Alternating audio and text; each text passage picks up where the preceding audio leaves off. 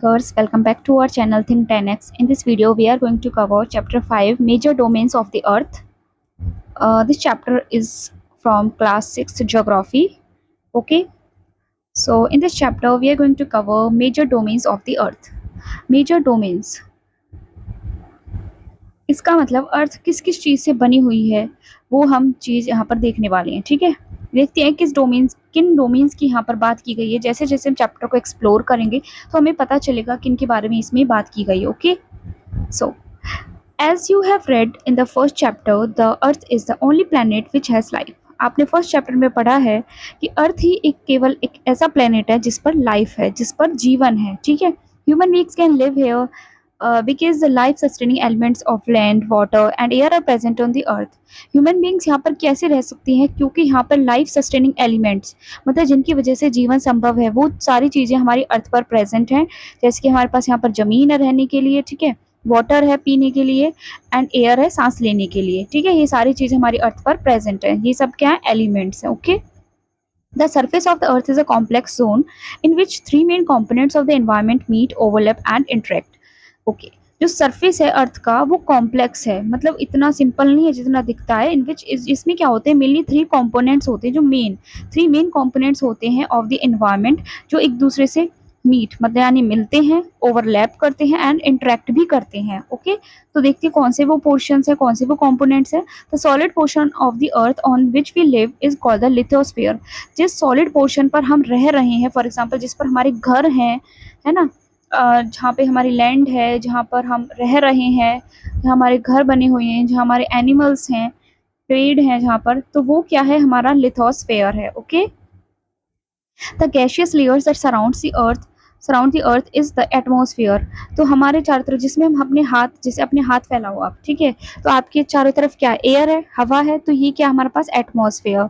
The gaseous layers, यहाँ पे हमारे पास क्या है? बहुत सारी गैसेस है। फॉर एग्जांपल नाइट्रोजन गैस है, हीलियम गैस है, हाइड्रोजन गैस है, सारे छोटे छोटे ट्रेसेस अमाउंट में हमारे पास बहुत सारी गैसेस होती हैं। ऑक्सीजन है, carbon dioxide. Okay, is the atmosphere, वो क्या हमारे पास? एटमॉस्फेयर है, where oxygen, nitrogen, carbon dioxide, other gases are found. ठीक है, water covers a very big area of the earth's surface and this area is called the hydrosphere.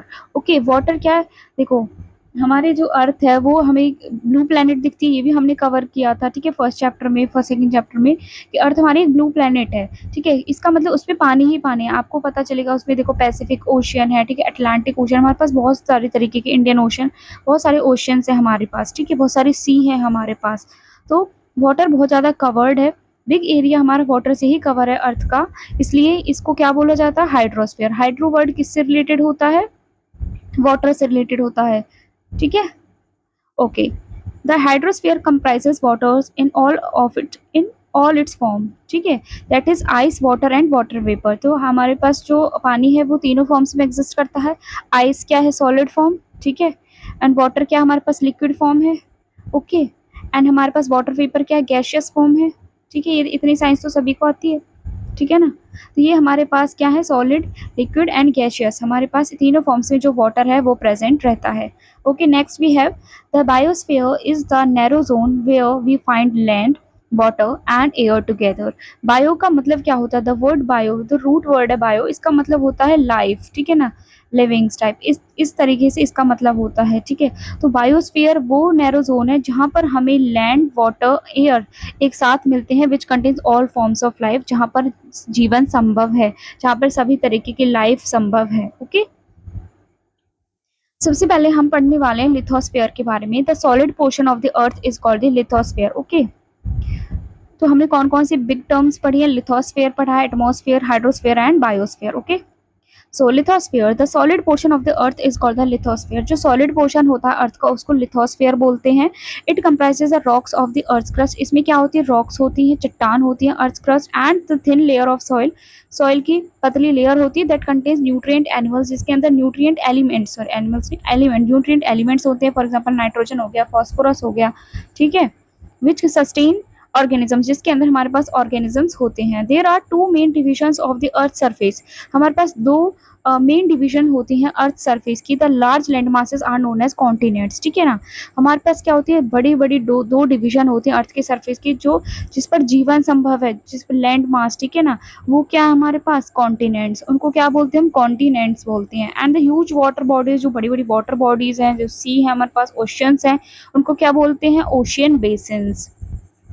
All the ocean of the world are connected with one another, जितने भी पूरे world के oceans हैं वो एक दूसरे से कनेक्टेड हैं। Look at map of the world 5.1 figure के लिए बोला गया है। Are all the land masses connected with one another, क्या सभी लैंड मासेस भी कनेक्टेड है। इन्होंने बोल दिया कि सारे ओशियंस एक दूसरे से कनेक्टेड है, क्या सभी कॉन्टिनेंट्स भी एक दूसरे से कनेक्टेड हैं। The level of sea water remains the same everywhere, जो लेवल है सी वाटर का, जो लेवल है वो हर जगह सेम रहता है। Elevation of land is measured from the level of the sea, ये याद रखेंगे, ठीक है ना।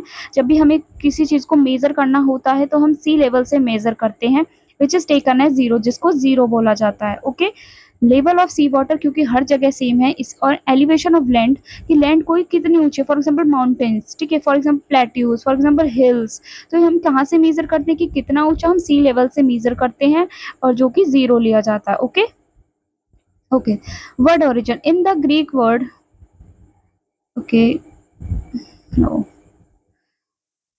ठीक है, इन द ग्रीक लैंग्वेज में लिथोस मीन स्टोन, लिथोस का क्या मतलब होता है, स्टोन होता है। एटमोस का मतलब होता है मीन्स वेपर, ह्यूडोर का मतलब होता है वाटर, बायोस का मतलब होता है लाइफ, ठीक है। इन्होंने सारे मीनिंग्स बता दिए हैं। तो लिथोस हमारे पास क्या होता है, स्टोन्स, ठीक है। Okay, next we have the atmos, जिसका मतलब होता है वेपर, HUDOR, ठीक है, जिसका मतलब हाइड्रो मतलब हीटर, क्या बोला गया, वाटर, बायोस का मतलब कितना, life. Okay, can you make words using the above, क्या आप इनसे कुछ वर्ड्स बना सकते हो। Okay okay, next, okay next, यहाँ पे देखो आपको दिखेगा हमारे पास पूरा world map, the world continents and ocean हमें दिखाए गए हैं। देखो ये हमारे पास पैसिफिक ओशन है, I hope it is clear to you. देखो ठीक है ना, तो ऐसे दिखा देती हूँ। ओके ठीक है, देखो ये हमारे पास पैसिफिक ओशन, ये हमारे पास पैसिफिक ओशन है, ठीक है। ये नॉर्थ अमेरिका, इधर नॉर्थ अमेरिका है, रॉकी माउंटेन्स, ठीक है। और क्या बोला गया है, अपैलचियन माउंटेन्स, ठीक है। यहाँ पे हमारे पास साउथ अमेरिका है, ठीक है। एंडीज माउंटेन्स यहाँ पर देखने को मिलता है। यहाँ पे अमेजन रिवर है, ये अटलांटिक ओशन है, ठीक है ना। ये ट्रॉपिक ऑफ कैप्रिकॉर्न इधर से जा रहा है, इक्वेटर इधर से जा रहा है, ट्रॉपिक ऑफ कैंसर इधर से जा रहा है। यहाँ पे हमारे पास अफ्रीका है, यहाँ सारा डेजर्ट है, एटलस माउंटेन्स है, ठीक है। यहाँ यूरोप है, आर्कटिक ओशन है, इधर एशिया है, ठीक है ना। उरल माउंटेन्स है तो हमारे पास इंडिया है, ये तिब्बत प्लेट्यू, हिमालयास, ठीक है। इंडियन ओशियन है इधर, इधर ऑस्ट्रेलिया है। ओके, ग्रेट सैंडी डेजर्ट, ठीक है। एंड ये पैसिफिक ओशन दिखाया गया, इंडियन ओशन, अटलांटिक ओशन, ठीक है। सदर्न ओशन, ये अंटार्कटिका है। देखो हमारे पास 7 कॉन्टिनेंट्स होते हैं ओवरऑल। ये हमारे पास क्या है, ये हमारे पास है ऑस्ट्रेलिया, ठीक है। ये हमारे पास क्या है, अंटार्कटिका। ये हमारे पास एशिया है, यूरोप है, अफ्रीका है, and south America and north America, ठीक है। तो कॉन्टिनेंट्स एंड ओशंस यहाँ पे दिखाए गए हैं। तो पैसिफिक ओशन इधर है, इधर हमारे पास क्या है, अटलांटिक, इधर क्या है, southern ocean, Indian ocean, Arctic ocean. Okay, तो ये हमारे पास क्या है, ओशंस हैं। सो नेक्स्ट,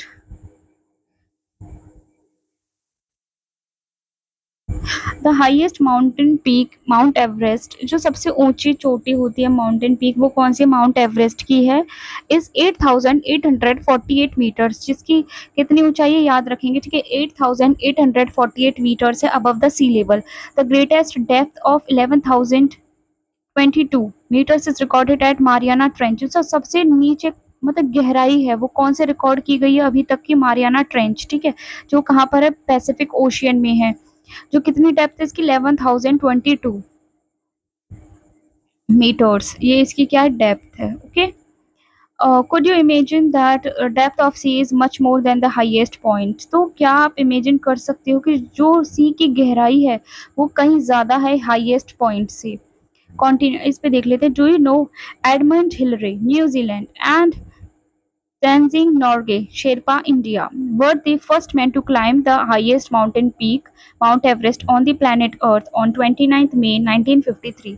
तो 29 मई 1953 को एडमंड हिलरी जो न्यूजीलैंड के हैं एंड टेंजिंग नॉर्गे शेरपा जो इंडिया से थे, वो फर्स्ट मैन थे जिन्होंने highest mountain peak mount Everest को क्लाइंब किया था 29 मई 1953 में। जनको तेबे जापान से वाज अ फर्स्ट वुमेन, ये सबसे पहली लेडी थी to reach the summit on 16th May 1975, ठीक है। The first Indian women to climb the highest peak on 23rd May 1984, वो कौन सी? Bachendri Pal. Okay okay so next कौन, ये सारा फैक्टफुल फैक्चुअल डेटा है, ये याद रखना इंपॉर्टेंट है। कॉन्टिनेंट्स की बात करें, मतलब इसमें हम बात करेंगे कॉन्टिनेंट्स की, ठीक है। देयर आर 7 मेजर कॉन्टिनेंट्स, हमारे पास 7 मेजर कॉन्टिनेंट्स हैं। These are separated by large water bodies, ये लार्ज वाटर बॉडीज से सेपरेटेड हैं। दीज कॉन्टिनेंट्स आर, कौन से कॉन्टिनेंट्स हमारे पास? ये क्या है हमारे पास? महाद्वीप, ठीक है। कॉन्टिनेंट्स यानी कि महाद्वीप। ओके ये कौन से कॉन्टिनेंट्स हमारे पास? Asia, Europe, Africa, North America, South America, Australia, Antarctica. Look at the map of the world, figure 5.1 जो हम अभी देख के आए हैं। Notice that the greater part of the land mass lies in the northern hemisphere। तो आपको पता चलेगा northern hemisphere में सबसे ज्यादा लैंड है, ठीक है ना, नॉर्दर्न हेमिस्फीयर में। Asia is the largest continent, Asia हमारे पास सबसे बड़ा कॉन्टिनेंट है और एशिया, इंडिया एशिया में ही आता है, ठीक है। It covers about 1/3 of the total land area of the अर्थ, ये 1/3 of the total land area को कवर करता है। The continent lies in the eastern hemisphere, जो कॉन्टिनेंट है किधर लाई करता है? ईस्टर्न हेमिस्फीयर में लाई करता है। जैसे फॉर एग्जांपल ये हमारी अर्थ है, ये हमारे पास इक्वेटर है, ये नॉर्दर्न हेमिस्फीयर, सदर्न हेमिस्फीयर, तो यहाँ पर हमारा एशिया है, तो ये क्या ईस्टर्न पार्ट हो गया। देखो अगर ये नॉर्थ है हमारे पास, ये साउथ है, ये ईस्ट है, ये वेस्ट है, तो ये हमारे पास क्या हो गया भाई? ये हमारे पास हो गया ईस्टर्न पार्ट, ठीक है। इधर साइड को ईस्टर्न हेमिस्फीयर में लाई करता है, ठीक है। अगर ईस्टर्न मतलब कि ऐसे, ठीक है, ये ईस्टर्न हो गया। ये देखो ये नॉर्दर्न, ये वैसे तो नॉर्दर्न हेमिस्फीयर, सदर्न हेमिस्फीयर, ठीक है। वैसे देखें तो हमारे पास ये क्या हो जाएगा? ईस्टर्न, ये क्या हो जाएगा? वेस्टर्न, तो ईस्टर्न हेमिस्फीयर में लाई करता है। Okay okay the Tropic of Cancer passes through this continent, Tropic of Cancer इससे पास होती है। Asia is separated from Europe by the Ural mountains on the west. अच्छा, एशिया यूरोप से कैसे अलग है? उरल माउंटेन्स की वजह से, ठीक है, ऑन द वेस्ट, जो कि वेस्ट में है। Okay the combined land mass of Europe and Asia is called the Eurasia, ये इंपॉर्टेंट है, आता है। यूरोप एंड एशिया को मिलाकर क्या बनता है? Eurasia. Okay Europe is much smaller than Asia, भाई ये बहुत छोटा है, ठीक है, in comparison to Asia. The continent lies to the west of Asia, ये क्या है? एशिया के वेस्ट में है। The Arctic Circle passes through it, Arctic Circle इससे पास होता है। आपको पता है ना आर्कटिक सर्कल किधर होता है? ये अगर हमारे पास इक्वेटर है, ये हमारे पास ट्रॉपिक ऑफ कैंसर है, तो इधर का क्या होगा? हमारे पास ऊपर की तरफ होता है ना आर्कटिक सर्कल, ठीक है। तो passes through it, it is bound by water bodies on 3 sides. ये क्या होता है? यूरोप है जो वो तीनों साइड से वाटर बॉडीज से घिरा हुआ है। Look at the map of the world and locate it, ठीक है। तो एक और मैप मैं आपको दिखा देती हूँ, इधर देखो, ये हम आप देखोगे इसमें, इस मैप में आप देखोगे तो मोस्ट ऑफ दी जो हमारे पास कॉन्टिनेंट्स हैं वो नॉर्दर्न हेमिस्फीयर में आते हैं। अगर ये हमारे पास इक्वेटर है तो इधर ही इधर सारे लैंड मास हमें दिख रहा है ना, बाकी इधर तो पानी पानी विजिबल है। सिर्फ एक जो कंट्री है, एक जो कॉन्टिनेंट एंड कंट्री जिसको हम बोलेंगे वो यहाँ पर है, एंड एक इधर हमारा ये है साउथ अमेरिका जो मेजरली इधर है, और कुछ पार्ट हमारा अफ्रीका का है, ठीक है। बाकी ऊपर से अगर हम देखें तो ज्यादातर इधर नॉर्दर्न हेमिस्फीयर में है। ओके और इधर देखो ये हमारे पास एशिया, देखो सबसे बड़ा आपको कौन सा दिख रहा है इनमें से? एशिया दिख रहा है ना, तो सबसे बड़ा ये है, ठीक है। ये हमारे पास यूरोप है, और ये कौन से माउंटेन से अलग है? उरल माउंटेन से ये बिल्कुल अलग है, ठीक है। ये हमारा आर्कटिक ओशियन है। इसके अलावा हमारे पास ये अफ्रीका की बात हो रही है, ठीक है ना, तो आप समझ रहे हैं।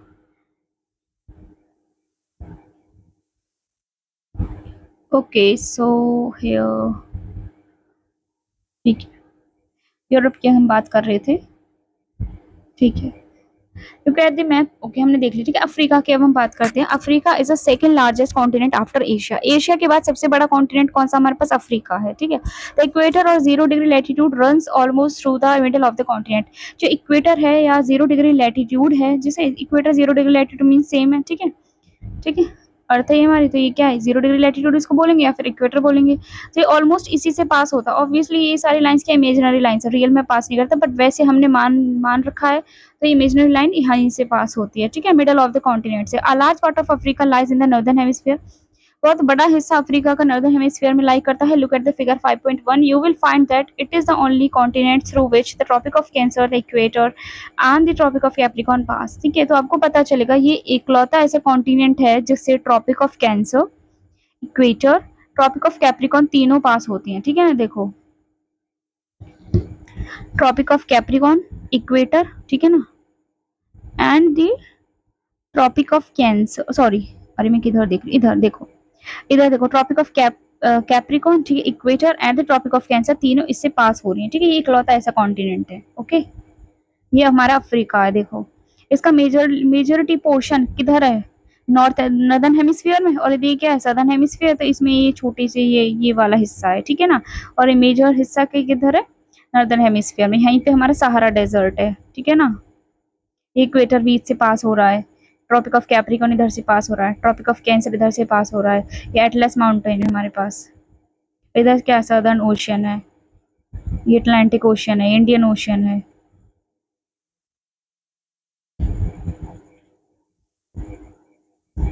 ओके,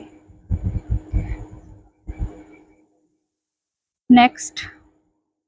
ओके, ठीक है, तो Sahara desert the world's largest hot desert. ठीक है, सहारा डेजर्ट जो वर्ल्ड का सबसे हॉट डेजर्ट है, लोकेटेड इन अफ्रीका में लोकेटेड। ठीक है, ये याद रखना कि सहारा डेजर्ट सबसे बड़ा हॉट डेजर्ट है जो अफ्रीका में लोकेटेड है।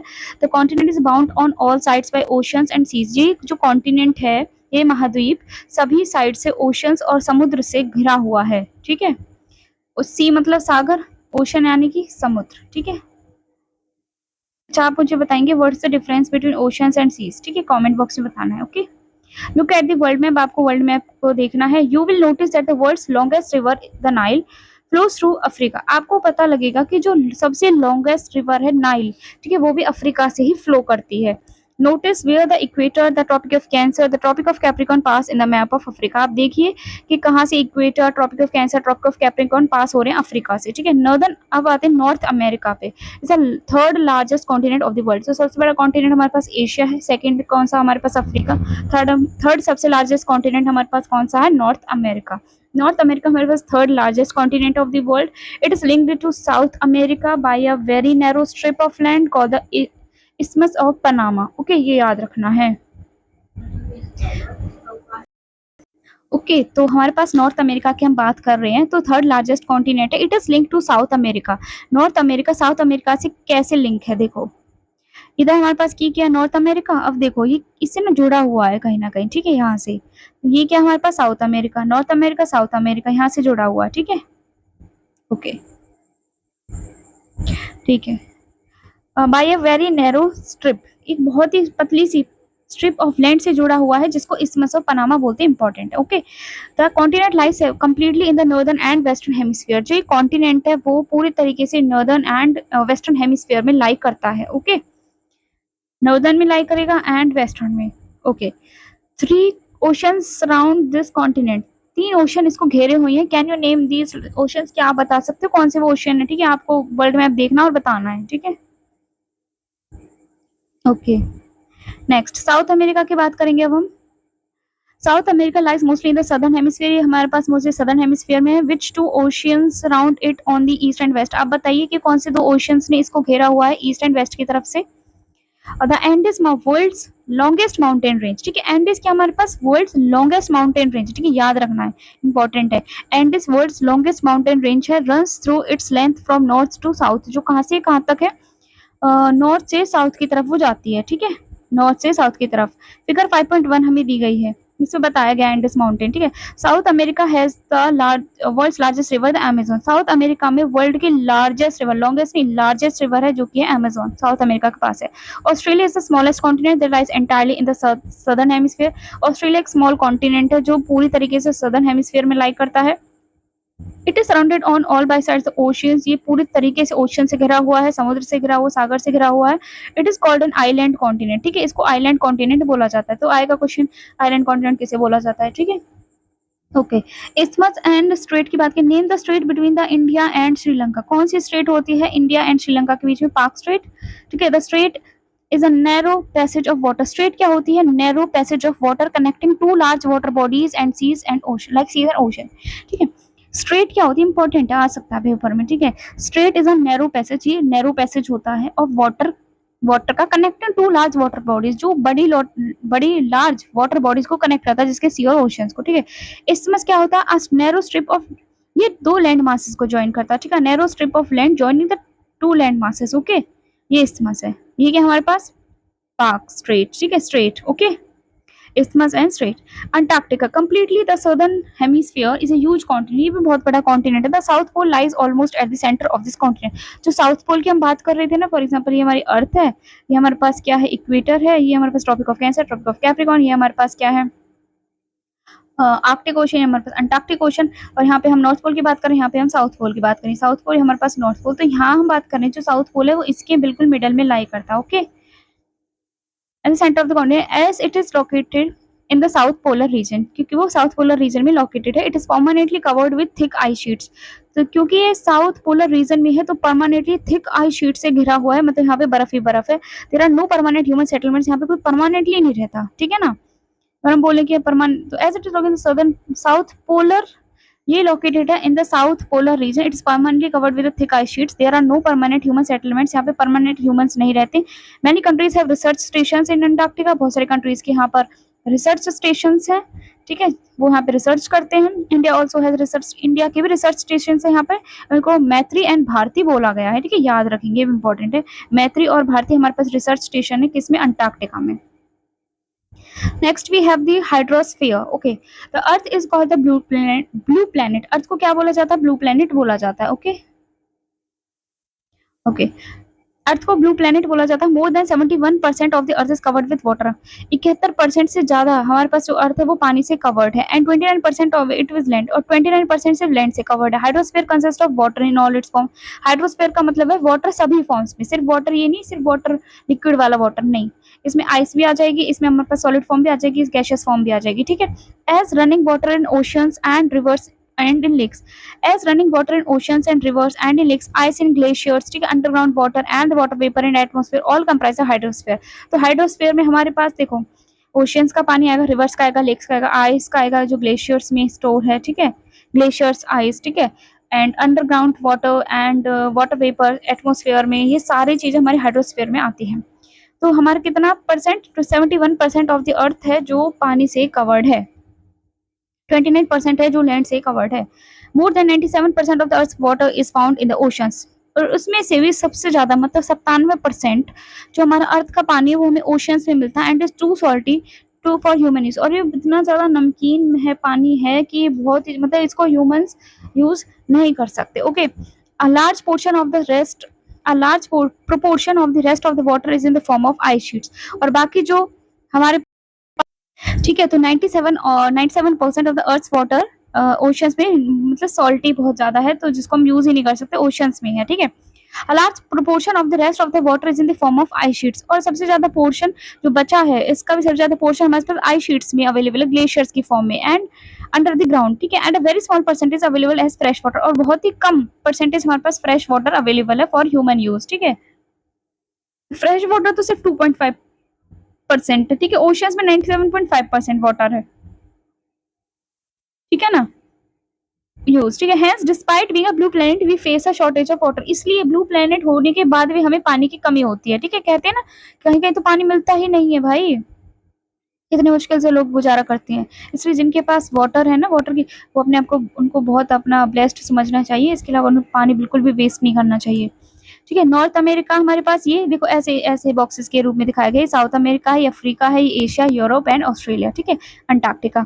Comparative size of the continents यहाँ पे दिखाए गए। Count the squares given in the figure 5.3 and answer the following. In the largest continent कौन सा है, विच इज लार्जेस्ट, यूरोप और ऑस्ट्रेलिया कौन सा बड़ा है। ठीक है, ओशियंस, अब हम समुद्र की बात करेंगे। Oceans are the major part of the hydrosphere. Hydrosphere का मेजर पार्ट क्या है, हमारे पास ओशियन है। ठीक है, दे आर ऑल इंटरकनेक्टेड, ये सारे ओशियंस एक दूसरे से इंटरकनेक्टेड होते हैं।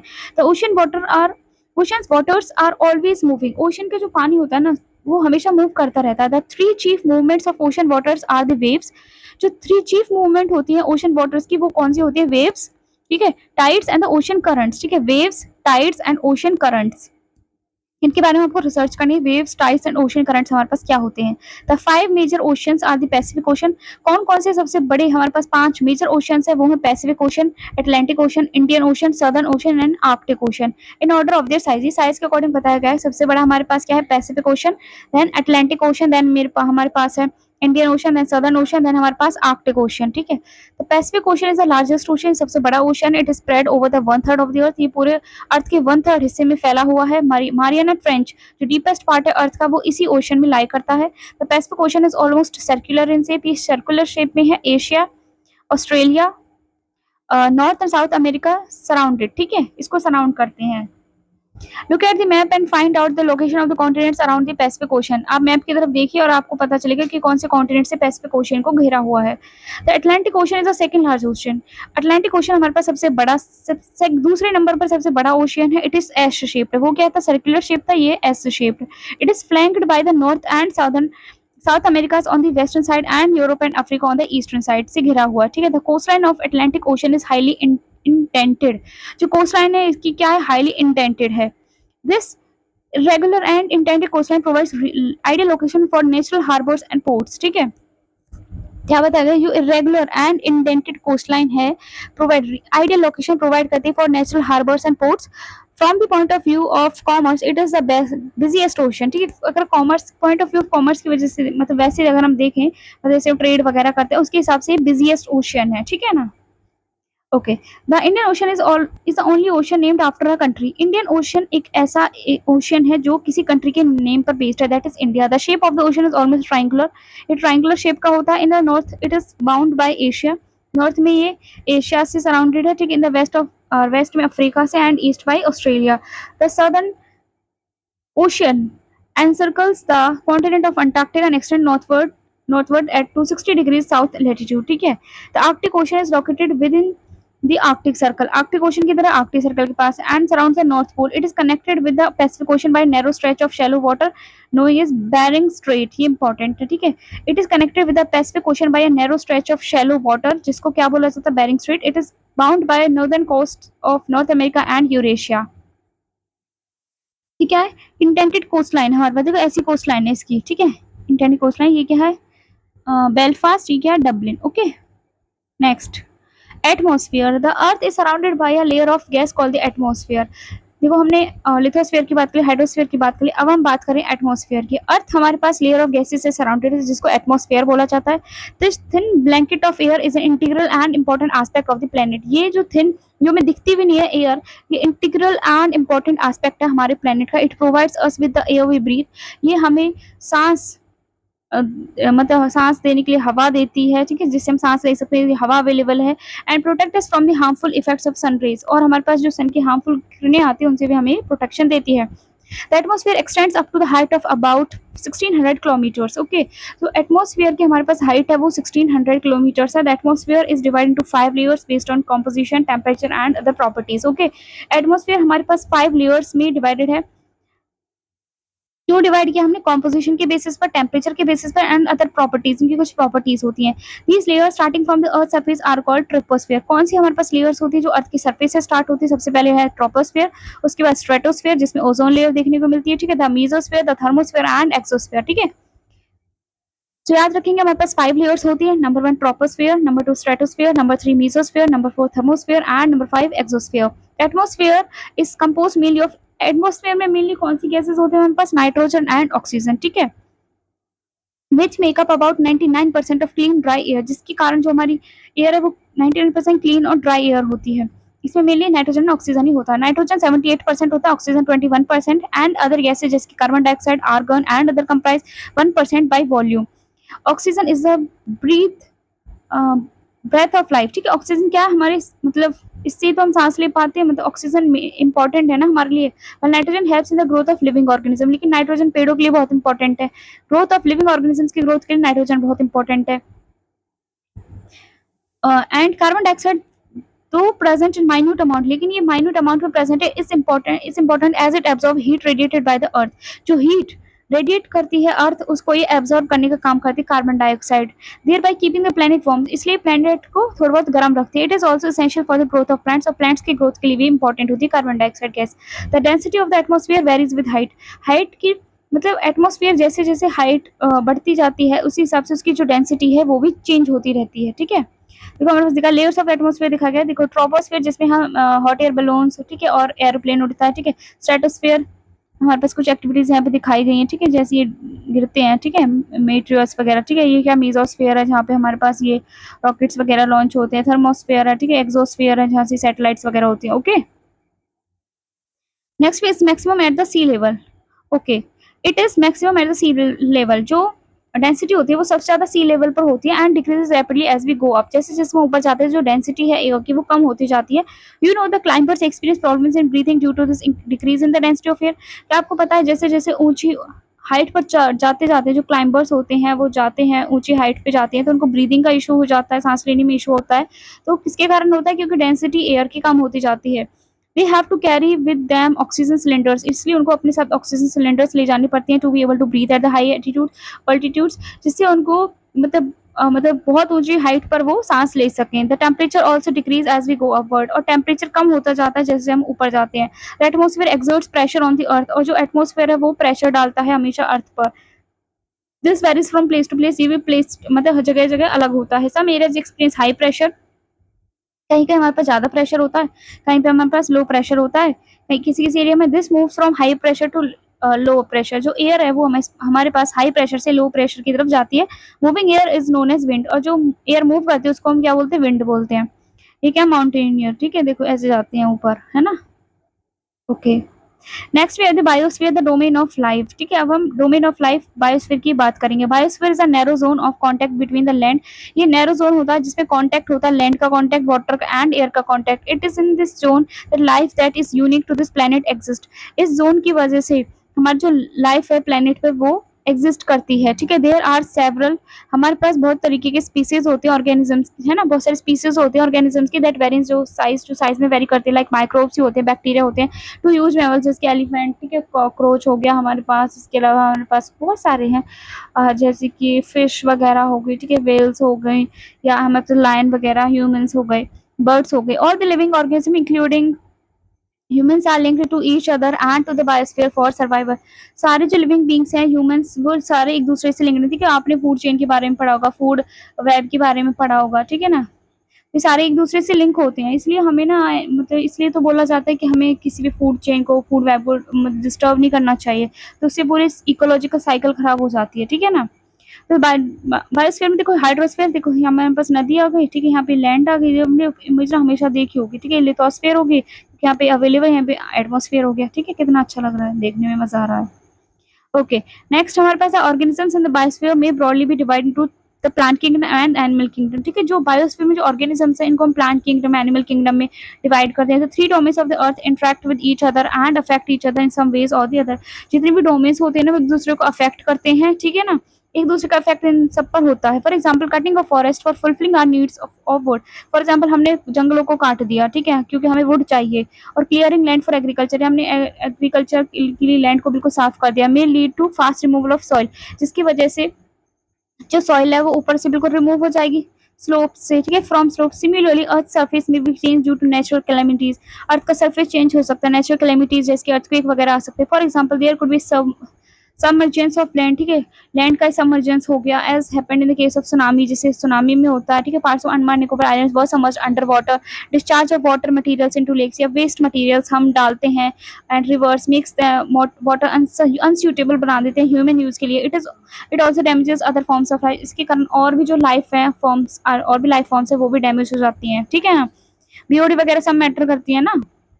और इसके अलावा, ठीक है, बहुत ज़्यादा जैसे पहले क्या होता था, पहले जो तालाब वगैरह होते थे वो कितने क्लीन होते थे कि लोग ऐसे ही मतलब हाथ मुंह धो लेते थे, पानी भी पी लेते थे, ठीक है। आज भी पहाड़ों पर साफ नदियां हैं, बट वैसे अगर हम देखें यूज वाली हमें नहीं मिलता ना, आपके गांव में, गांव के तालाब, शहर के आसपास कोई तालाब, उसको देखना भाई, कोई नहर को देख लेना, इतनी गंदी बदबू आती दूर से ही। Emission from industries, thermal power plants and vehicles pollute the air, carbon dioxide gas is an important constituent of air, important है, ठीक है ना। But increase in the CO2 lead to increasing global temperatures. अगर CO2 का level बढ़ता जाएगा तो global temperature बढ़ते जाएंगे। This is termed as global warming, इसी को ग्लोबल वार्मिंग बोला जाता है। इसकी वजह से ज़्यादा हमारी जो मतलब अर्थ है वो गर्म रहती है। और ग्लोबल वार्मिंग का असर अगर आपको पता हो तो यूरोप में बहुत ज़्यादा देखने को मिला, जिससे बहुत ज़्यादा मतलब लोगों की डेथ भी हो गई थी recently. There is thus our need to limit the use of resources of the earth, इसलिए हमें बहुत ज़रूरी हो जाता है कि हम सस्टेनेबल रिसोर्सेज की तरफ जाएँ, ठीक है, रिन्यूएबल रिसोर्सेज की तरफ जाएँ। फॉर एग्जाम्पल हमारे पास सोलर पैनल्स वगैरह हम यूज़ करें, ठीक है, और भी बहुत सारी चीज़ें होती हैं, लाइक हम इलेक्ट्रिक व्हीकल्स यूज़ करें to maintain the balance of nature between domains of the lithosphere, ताकि सबके बीच में बैलेंस बना रहे एटमॉस्फेयर, लिथोस्फीयर एंड हाइड्रोस्फीयर में। देखो ये एक ऐसा चैप्टर है, ये चैप्टर यहाँ पे ओवर हो चुका है, ठीक है, लेकिन ये ऐसा चैप्टर है जिसको ना हमें मतलब एक बार और ध्यान से पढ़ना पड़ेगा, उसके पॉइंट्स नोट डाउन करने पड़ेंगे। जितने चैप्टर्स मैंने अभी तक पढ़ाए हैं, ये चैप्टर मुझे ऐसा लगा है जिसमें मतलब बहुत सारी इंपॉर्टेंट चीज़ें हैं और बहुत सारे साइंटिफिक चैप्टर भी है ये, ठीक है ना। इसको हम और डिटेल में, कितना ही डिटेल में इसको पढ़ सकते हैं, सारे रीजंस जान सकते हैं कि डेंसिटी कम क्यों हो जाती है, सी लेवल से क्यों नापते हैं, क्या कारण है, क्या होता है, लाइक इसमें बहुत सारी चीज़ें हैं, ठीक है। Okay, what are the 4 major domains, कौन सी 4 मेजर डोमेन्स हैं अर्थ पर, ठीक है, कौन से हमारे पास मेजर कॉन्टिनेंट्स हैं अर्थ के, कौन से 2 कॉन्टिनेंट्स हैं जो सदर्न हेमिस्फीयर में लाई करते हैं, डिफरेंट लेयर्स कौन सी है एटमॉस्फेयर की, why is Earth called the blue planet, Earth को ब्लू प्लेनेट क्यों बोला जाता है, नॉर्दर्न हेमिस्फीयर को द लैंड हेमिस्फीयर को क्यों बोला जाता है भाई, ठीक है ना, why is biosphere important, biosphere क्यों इंपॉर्टेंट है लिविंग ऑर्गेनिजम्स के लिए, और माउंटेन रेंज जो सेपरेट करते हैं यूरोप को एशिया से, उसको क्या बोला जाता है, ठीक है ना। Okay, continent of north America is linked to south America by, किससे लिंक है ये आपको बताना। देखो आपने चैप्टर ध्यान से पढ़ा होगा तो आपको पता होगा इसका answer. Okay, major constituent of the atmosphere by percentages, कौन सी गैस सबसे ज्यादा पाई जाती है, domain of the earth consisting of solid rocks, ठीक है, विच इज लार्जेस्ट कॉन्टिनेंट हमारे पास कौन सा है, ठीक है, fill in the blanks and deepest point क्या है अर्थ पर, कौन सा ओशन है जो कंट्री के नेम पर है, dash is a narrow contact zone of land water air that supports life, the continents of Europe and Asia together, जिसको क्या बोला जाता है, highest mountain peak on the अर्थ इज कौन सा है, ठीक है ना। Things to do math skills हमें यहाँ पे दी गई हैं, ठीक है, तो यहाँ पे हमारा जो चैप्टर ओवरऑल वो कंप्लीट हो जाता है। आई होप आपको ये जो चैप्टर है वो अच्छे से समझ आया होगा। आप इस चैप्टर को एक बार बिल्कुल ध्यान से और पढ़ना, ठीक है, जो इसमें टर्म्स है जिसमें आप कंफ्यूज हो गए हो फॉर एग्जाम्पल, तो आप उनको गूगल कर सकते हैं या मुझसे पूछ सकते हैं कॉमेंट सेक्शन में, ठीक है, मैं आपका आंसर जरूर दूंगी, ठीक है। तो ये बहुत इंपॉर्टेंट चैप्टर था, बहुत अच्छा चैप्टर है, इंपॉर्टेंट भी बहुत है, इससे बहुत सारे क्वेश्चंस हमारे बन सकते हैं, लाइक इसमें से रिलेटेड क्वेश्चन बन सकता है, पाक स्टेट वगैरह से क्वेश्चन बन सकते हैं, और भी बहुत सारी चीज़ें थी इसमें, तो पॉइंटर्स हमको नोट कर लेने हैं एंड उनको याद भी रखना है, ठीक है। सो मिलते हैं नेक्स्ट वीडियो में, till then thank you everyone.